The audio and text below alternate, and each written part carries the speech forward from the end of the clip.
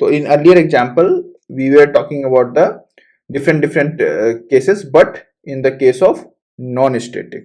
So now I have changed the show method into the static method. So what will happen if the method will be static? Because until now we have only talked about the non-static method.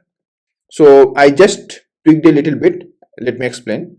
This variable is also static, and also this method is also a static method, and obviously the synchronized method.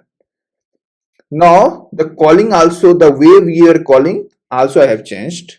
Earlier we were passing the object of shared class to all the threads, and we were calling those threads, and we were calling the show method with the shared class object. Now I have just created the thread class, and this is a public constructor, and I have called the show method with shared class name, not with the object, basically the static way. Share.show. Same with the other thread class as well. Share.show, this time 10, and custom thread 2, share.show 30.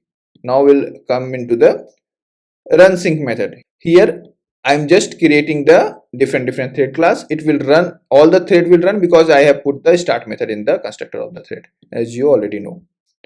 I will just try to execute this, and we'll see how the output goes.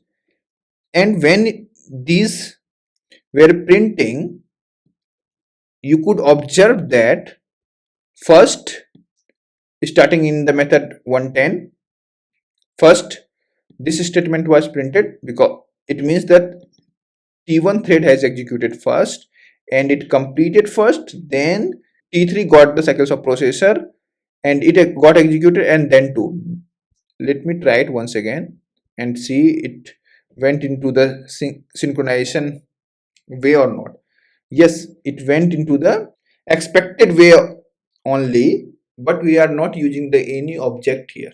We have just created a static method in the shared class, and we have not created the object of the shared class that we have created before, and the thread was able to take the lock of that object and was able to run, and then they used to release and the other thread was able to run.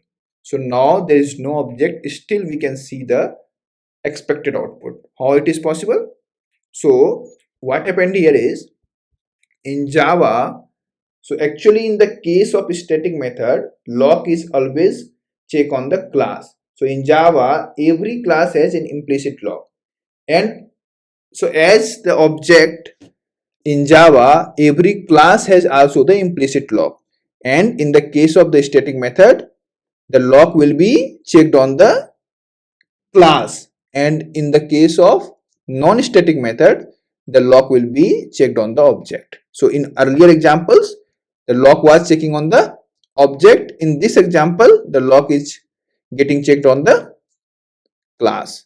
You can see the expected output because the lock system is still in the place, but in this case the lock is checked on the class level, not on the object level. So this is the only change. Hope you have understood this.